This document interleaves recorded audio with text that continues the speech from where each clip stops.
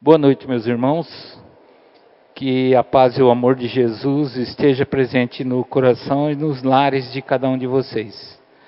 Meus irmãos, hoje a gente vai falar de um tema bem legal. É uma coisa que a gente procura incessantemente na nossa vida, né? E que aqui nesse planeta é meio sazonal. Uma hora a gente consegue e outra hora não, que é a felicidade. Todo mundo procura essa danada dessa felicidade, né? Todos nós queremos o quê? Ser felizes. Mas o que será que é essa felicidade na luz do Espiritismo, na luz da palavra de Jesus? O que é a felicidade? Seriam os bens materiais? Seriam aquela casa, aquele carro novo que a gente consegue? Ou não? Ou teria alguma outra coisa que justificaria e que seria mais plausível, mais sólida, que traduz essa tal felicidade que a gente procura? Então nós vamos ver aqui, tá certo? Hoje somos convidados a refletir sobre um dos maiores anseios da humanidade, a felicidade. Todos buscamos, em cada escolha, em cada esforço diário, existe um desejo silencioso de sermos felizes. Tudo que a gente faz é em busca da felicidade, né? Às vezes a gente escorrega também, erra, tentando acertar, e às vezes erra por conta da nossa índole, né? Existem pessoas que têm uma índole de maldade, de fazer as coisas ruins, mas todos têm a chance da remissão, tá, meus irmãos? Mas onde está a felicidade? A busca equivocada da felicidade. Vivemos em um mundo que nos ensinou a procurar a felicidade fora de nós, nos bens materiais, no dinheiro, no status, no reconhecimento e até mesmo nas outras pessoas. Todo mundo já pensou, né? Olha, se eu fosse rico, hein? Eu ia ser feliz. Ter tudo que eu quero, tudo, né? Será mesmo que as pessoas de grande posse são plenamente felizes, né? Eu mesmo conheço aí bem umas 3 pessoas de posse infinita, meus irmãos. Sabe o que é posse infinita? Avião, mansões, casa em Miami, né? Que são totalmente infelizes. E não sabem. Se você perguntar para eles o que é a felicidade para você, eles não sabem dizer, né? Porque eles têm tudo materialmente falando, mas dentro é quase nada, né? É quase nada. E existem alguns que se esquecem até de buscar a felicidade para ficar em cima desses bens, cuidando com extremo zelo para que ninguém se aproxime, dia e noite, tentando juntar esses bens aqui embaixo do braço, para que ninguém pegue. E após o desencarne também. Aí às vezes pior ainda, porque não existe mais o corpo físico, né? E na maioria das vezes quando acontece isso, o irmão espiritualmente fica em cima dos seus bens materiais, achando que ainda está aqui, nesse plano, mas não está mais, né? Vou citar um exemplo bem claro, que a gente já viu, vocês também já devem ter visto. Existe um ponto comercial que nada dá certo. Vocês já viram isso? Monta várias coisas lá, com pouco tempo fecha. monta outro negócio, fecha. Né? Não raras as vezes, o proprietário que desencarnou está lá. Né? E ele não deixa ninguém prosperar naquele lugar. Aqui na esquina da 14 com a Mato Grosso, tem um prédio ali que hoje é uma loja de brinquedos. Aquela loja ali não dava certo nada, nem a construção, nem a reforma. Ficou mais de 10 anos reformando, parou a obra. Por quê? O irmão que era o proprietário, ele desencarnou e ele estava lá, achando que aquilo ainda era dele. Né? E a pessoa que era parente fez um trabalho, um tratamento para esse irmão numa casa espírita. E assim ele conseguiu seguir o caminho, mas depois de longos anos, em cima do seu bem material. Aqui diz que até mesmo a gente procura a felicidade nas outras pessoas. Nossa, como eu queria ser igual fulano, né? Bonito, rico, bem-sucedido. Queria ser igual essa pessoa. Então a gente busca essa nossa felicidade também através das outras pessoas. E por um momento tudo isso até parece funcionar. Mas é uma felicidade passageira que depende de circunstâncias externas. Tudo que temos, que conseguimos de material, é passageiro. Né? E se nós não utilizamos aquilo que Deus nos dá, com bons olhos, para o bem, Ele nos tira. A gente perde. Né? Eu costumo citar alguns exemplos de pessoas que utilizaram a fortuna de maneira exemplar. Uma dessas pessoas é Antônio Hermílio de Moraes, falecido, dono do Grupo Votorantim. Esse cara era de uma humildade muito grande e ele gerou milhões de empregos com a fortuna dele. Ele sustentou milhões de famílias. Eu tive um tio que aposentou na Votorantim e continuou trabalhando por conta da forma como ele era tratado dentro da empresa. Então, os funcionários lá não queriam sair. Então, esse cara, ele utilizou da fortuna para o bem do próximo. Tanto é que ele faleceu rico, milionário. Então, ele, e aqui temos um bem próximo nosso aqui, que é o ex-Zaran. O ex-Zaran também. Ele descia no pátio da indústria, conversava com os peões, com os funcionários mais humildes. Né? Se o funcionário tinha uma criança doente, ele atendia esse funcionário, independente se o funcionário era A, B ou C, que cargo tinha. Então, são poucas as pessoas que utilizam da fortuna, né, para fazer o bem e para cumprir exatamente aquilo que Deus determinou. Basta uma dificuldade, uma perda, uma frustração, e aquela sensação de felicidade desaparece. Né? Estamos com um negócio a pleno vapor. Vem uma crise econômica, nossa, acabou a felicidade. É preocupação, é perrengue, é tentar sair das dívidas. Então a felicidade desaparece. Isso acontece porque estamos buscando no lugar errado a felicidade. Não é que nesse mundo, não é através das coisas materiais. A visão espiritual da felicidade.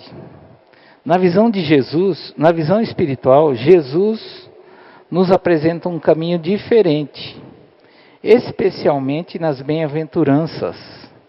Felizes são os humildes, os mansos e os misericordiosos.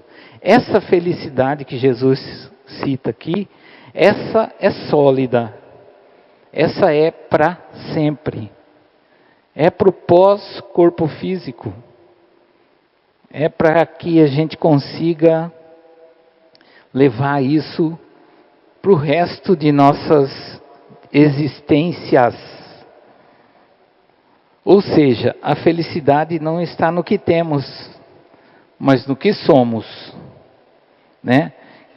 Quanto é bom uma pessoa chegar e falar, olha, eu gosto tanto de você, porque você é uma pessoa assim, assim, assim. Eu gosto do fulano porque ele é humilde, ele é bacana, ele trata bem a gente. Não é legal isso? Isso nos enche de felicidade quando você ouve um negócio desse. A gente costuma dizer que o ego infla, né? Esse ego inflado é um sintoma de felicidade. Aprofunda esse entendimento ao nos ensinar que somos espíritos imortais em processo de evolução. E isso muda tudo, porque a verdadeira felicidade deixa de ser um estado momentâneo e passa a ser uma conquista interior. Lá, depois que vocês se despojarem da matéria, estiverem no outro plano, essa felicidade vai estar consolidada. O ser e não o ter, né? Essa é a verdadeira felicidade. A felicidade não é ausência de problemas. Um dos maiores equívocos é acreditar que ser feliz é não ter dificuldades. E não é, né? Mas a vida nos mostra o contrário. Todos nós enfrentamos perdas, desafios, doenças, decepções. A diferença está em como lidamos com essas situações. Não existe situação melhor do que você pegar um problema, enfrentar este problema, resolvê-lo e sair lá na frente e falar, puxa, eu consegui. É uma sensação de felicidade, é outro sintoma de felicidade, né? Você enfrentar e brigar e usar da sua inteligência, da sua capacidade para suplantar aquele problema. Problemas nós temos desde a hora que nascemos. Ao nascermos, o primeiro problema é a fome. Choramos. O que queremos? Leite. Leite. E aí a gente resolve, né? Mamando. Já resolvemos o primeiro. E assim vai ser durante a nossa existência aqui nesse planeta, né? Vamos conseguir resolver, uns com mais facilidade, outros com menos facilidade, alguns deixando cicatrizes e sequelas, outros nem tanto, deixando a sensação de que podemos e somos capazes de resolver qualquer problema. A felicidade real não é uma vida perfeita, mas um coração em paz, mesmo diante das imperfeições da vida. Tem melhor do que você ter um coração tranquilo, ter a sua alma limpa, passar pelos dias de maneira calma e tranquila, por mais que as dificuldades apareçam? Não tem, né? É outra sensação de felicidade que nós vamos ter. Os pilares da verdadeira felicidade. Se a felicidade está dentro de nós, como cultivá-la? Como é que a gente vai cultivar essa felicidade? Para que ela não morra, para que ela não vire desespero, para que ela não vire sofrimento. Vamos refletir sobre alguns pilares essenciais. Consciência tranquila, meus irmãos. Esse é um dos pilares da felicidade. Não existe felicidade maior do que deitar a cabeça no travesseiro e ter paz na própria consciência. Olha, não tem melhor, né? Que a gente deitar e dormir, sem ter nada nos perturbando na nossa mente. Segundo, a prática do bem. A caridade é um dos caminhos mais seguros para a felicidade. Quando ajudamos alguém, algo dentro de nós se ilumina, né? É outra sensação de felicidade. Você fazer o bem, ajudar, auxiliar, seja com bem material, seja com uma palavra, seja com ouvir alguém, e depois disso a pessoa estar melhor. Olha que bom, que legal, que gostoso a gente ver que a gente pôde ajudar aquela pessoa, praticando a caridade. Terceiro é a gratidão. Quem aprende a agradecer pelo que tem, sofre menos pelo que falta. Achei interessante essa frase. Se você agradece o que você tem, você vai sofrer muito menos pelo que falta. E nós não temos nada a mais e nada a menos do que nós merecemos e precisamos. Nada, né? O dinheiro que nós temos, eu queria mais. Será que se você fosse rico, você estaria preparado para lidar com a fortuna? Será que você não se transformaria em outra pessoa por conta desse dinheiro, esse poder que o dinheiro poderia te dar? Né? Às vezes nós somos uma pessoa, mas quando enriquecemos, o nosso nariz empina. E aí nós começamos a maltratar as pessoas, a tratar as pessoas com desdém, porque nós somos ricos, certo? Então nem todo mundo está preparado. Existem 3 coisas muito difíceis de ser administradas nessa vida. Uma delas é a fortuna, muito difícil. A outra é o poder, por mais que você não seja tão rico, ou através da riqueza, o poder é muito difícil. Muito difícil. E a terceira, meus irmãos, é a beleza. Beleza. A gente nunca parou para pensar nisso, né?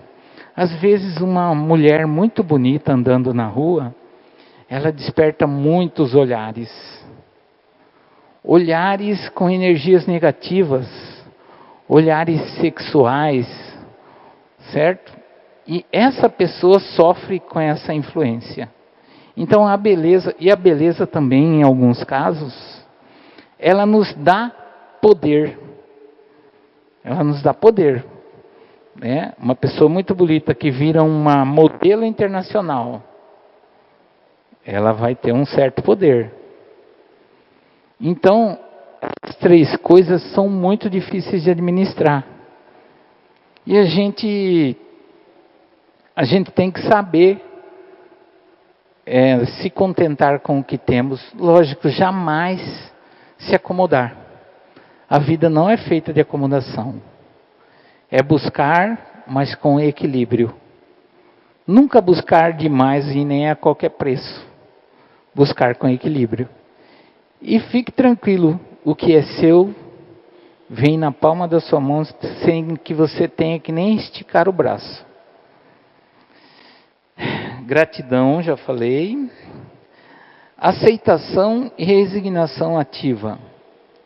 Acabei de falar aqui, aceitar não é se acomodar, mas compreender que há coisas que não podemos mudar e seguir em frente com coragem.